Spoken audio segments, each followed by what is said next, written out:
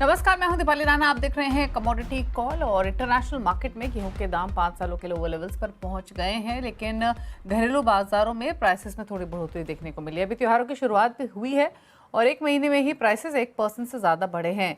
इस तेजी के पीछे क्या है कारण, इस पर करते हैं बातचीत। साथ ही किस तरीके की सप्लाई सिचुएशन दिख रही है, भाव आगे कैसे रह सकते हैं, इस सब पर हम करेंगे बातचीत। हमारे साथ वीट प्रोडक्ट्स प्रमोशन काउंसिल के चेयरमैन अजय गोयल मौजूद हैं। वहीं मेरे एसेट शेयर खान के वीपी प्रवीण सिंह भी हमारे साथ हैं ट्रेडिंग स्ट्रैटेजीज पर बातचीत करने के लिए। अजय जी नमस्कार, स्वागत है आपका। तो पहले तो जानना चाहेंगे कि जो प्राइसेस में बढ़ोतरी हमने देखी है, इनफैक्ट पूरे एक साल की परफॉर्मेंस देखें तो भी भाव कोई नीचे नहीं आए हैं, थोड़ा बहुत ऊपर ही तरफ ही रहे हैं। और पिछले एक महीने के प्राइसेस में तो 1% का इजाफा हुआ है। पहले तो ये कि भले ही मामूली सही, लेकिन जो ये प्राइसेस बढ़े हैं इसके पीछे कारण क्या है? देखिए, अगर आप सही मायने में प्राइसेस को कंपेयर करेंगी same to same last year के बेसिस पे, तो वो केवल मार्जिनली हायर है, जबकि लास्ट ईयर से इस साल जो है प्रोक्योरमेंट प्राइस में काफी बढ़त हुई है। तो अगर आप पर्सपेक्टिव में देखेंगे तो कोई गेहूं के भाव जो है बढ़े हुए नहीं है, सिमिलर टू लास्ट ईयर है इसी टाइम के दौरान जो प्राइसेस है। जबकि इस साल जो है प्रोक्योरमेंट प्राइस भी जो है, एमएसपी भी जो है बढ़ चुका है। तो मैं तो इस बढ़त को कोई बढ़त मानता नहीं। ओके, अच्छा एक चीज़ और बताइए, इंटरनेशनल मार्केट्स में तो भाव काफ़ी नीचे हैं। अगर हम घरेलू बाजारों के मुकाबले कंपेयर करें तो भले ही, जैसे मैंने भी आपसे वही बात कही कि जो बढ़त देखने को मिली है वो बहुत मामूली है, लेकिन कंसीडरिंग कि इंटरनेशनल मार्केट्स में डिमांड उतनी है नहीं, भाव वहाँ पर ऑलरेडी नीचे हैं, उसके बावजूद घरेलू बाजार में प्राइसेस स्टेबल हैं, थोड़ा बहुत ऊपर नीचे ही हुए हैं। किस तरीके की सिचुएशन फिलहाल बनी हुई है फंडामेंटल साइड पर, वो मैं जानने की कोशिश कर रही थी। उस पर्सपेक्टिव से क्या व्यू रहेगा आपका, जिस तरीके के हालात हम इंटरनेशनल मार्केट्स में देख रहे हैं और जैसे डोमेस्टिक मार्केट्स में हैं? तो देखिए, इंटरनेशनल मार्केट्स में जो है ऑस्ट्रेलिया और अर्जेंटीना में वेदर बहुत अच्छा रिपोर्ट हो रहा है, जिसकी वजह से जो है उनकी तरफ से काफी सेलिंग आ रही है। और इस साल चाइना भी एब्सेंट है बाइंग साइड में, and at the same time जो फीड व्हीट है उसकी डिमांड बहुत लो है ग्लोबली, बिकॉज कॉर्न जो है वो काफी डाउन है। तो इसकी वजह से इंटरनेशनल मार्केट में ये पोजीशन है। और इंडियन मार्केट जो है वो डीलिंक्ड है इंटरनेशनल मार्केट से, क्योंकि यहाँ पर 40% ड्यूटी है। तो इसकी वजह से इंटरनेशनल मार्केट जो है या नेशनल मार्केट और भी 20-25-30% बढ़ेगा तो जाके जो है कुछ इंटरनेशनल पैरिटी आएगी। इसकी वजह से वो डीकपल्ड है ग्लोबल मार्केट से, इंडियन व्हीट मार्केट। तो वो उस इससे नहीं चल रहा, बल्कि वो यहाँ के लोकल वेदर और local government policy and local demand supply के बेसिस पे चल रहा है। ओके, अच्छा एक चीज़ और अजय जी, अब किस तरीके की सप्लाई साइड पर किस तरीके की स्थिति है, कितनी कंफर्टेबल है, डिमांड कैसी रहेगी घरेलू बाजारों में? मान के क्या चले कि भाव यहाँ से स्टेबल ही रहने की पॉसिबिलिटी है, किस तरीके की स्थिति आप देखते हैं? देखिए, डिमांड साइड जो फिनिश प्रोडक्ट की है वो काफी स्लगिश है। उस तरह का कोई जो है यहाँ पर दिख नहीं रहा है कि एकदम डिमांड स्पर्ट आएगा। एक इक्वल टाइप का चल रहा है, जितनी डिमांड है उतनी सप्लाई है। कुछ डोमेस्टिक मिलर्स और कंज्यूमर्स ने जो अपने स्टॉक रख रखे हैं उसमें से भी धीरे धीरे ड्रॉ करने की कोशिश करने वाले हैं, क्योंकि कोई लंबी तेजी दिख नहीं रही। अभी सरकार ने 5 लाख टन जो है भारत आटा स्कीम के लिए एलोकेट किया है, उसका ऐलान किया है। एंड गवर्नमेंट कॉफर्स में काफी वीट है, इसलिए कोई रनवे तेजी की जो है जल्द से संभावना है नहीं। ओके, चलिए शुक्रिया आपका अजय जी क्विकली आने के लिए और इस खबर पर अपने व्यूज़ शेयर करने के लिए। Thank you so much. चलिए रुक रहे हैं एक ब्रेक के लिए, ब्रेक के उस पर बात करेंगे स्ट्रैटेजीज की। जल्द वापस आते हैं।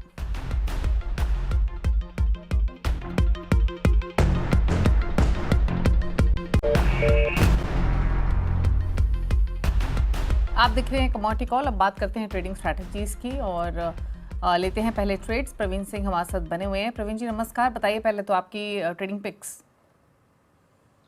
नमस्कार मैडम, और दर्शकों को भी नमस्कार।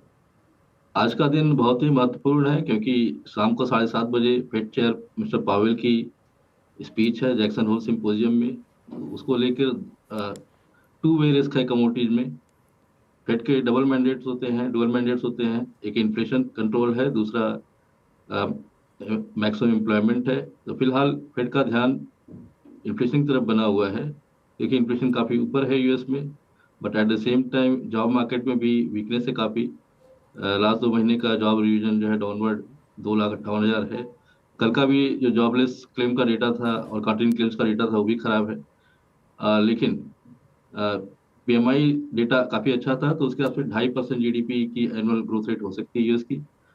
तो इन सारी चीज़ों को देखते हुए पावेल के पास अभी 2 रिपोर्ट और है नेक्स्ट एफएमसी मीटिंग के लिए। एक सीपीआई की रिपोर्ट रहेगी और उसके पहले यूएस की मंथली जॉब रिपोर्ट आ जाएगी। तो उस कंडीशन में आज शायद वो अपनी पोजीशन थोड़ी हेज करके चलेंगे, तो बैलेंस्ड उनका व्यू रहेगा मॉनेटरी पॉलिसी को लेकर और या इकोनॉमिक आउटलुक को लेकर। तो उस कंडीशन में गोल्ड और सिल्वर में थोड़ी गिरावट हो सकती है और इनफैक्ट किसी एक्सटेंट तक जो सभी कमोडिटीज में थोड़ी गिरावट हो सकती है। लेकिन गोल्ड को डिप में बाइंग करना चाहिए क्योंकि यूक्रेन के कंसर्न्स जो है वापस आ गए हैं। रशिया की तरफ से जो स्टेटमेंट आ रहे हैं कि फॉरेन ट्रूप्स का डिप्लॉयमेंट अगर होता है यूक्रेन में तो वो उनको मान्य नहीं है, और इसके अलावा जो भी सिक्योरिटी गारंटी है उसमें उनको जो है पार्टिसिपेट करना है यूक्रेन को लेकर।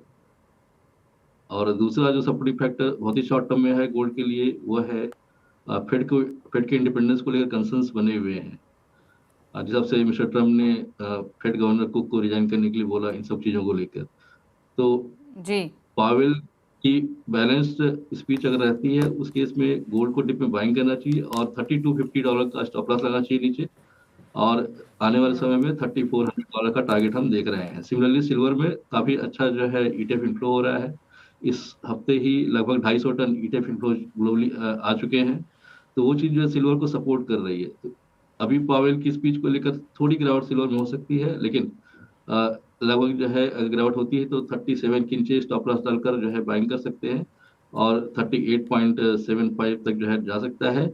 और आने वाले ओके 2 से 4 महीने के बीच में हम $43 का टारगेट जो है सिल्वर में देख रहे हैं। ओके। अच्छा, ये बेस मेटल्स में जिंक पर आपकी राय क्या है?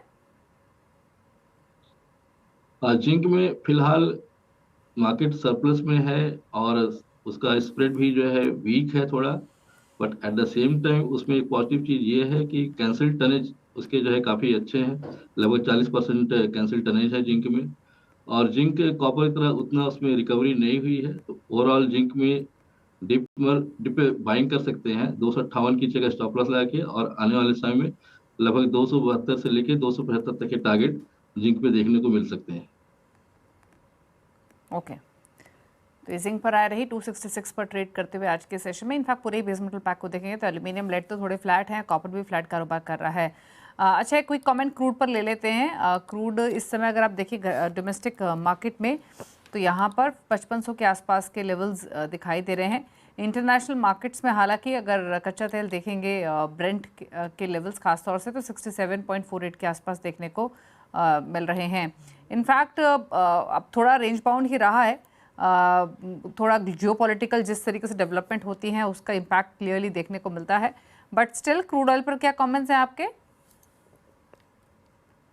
क्रूड ऑयल में पिछले 2 हफ्ते से यूएस की वीकली इन्वेंट्री रिपोर्ट जो है अच्छी आ रही है, इन्वेंट्री में डिक्लाइन है, और at the same time US का पीएमआई डेटा वो अच्छा आया हुआ है, हालांकि कंसर्न्स बने हुए हैं।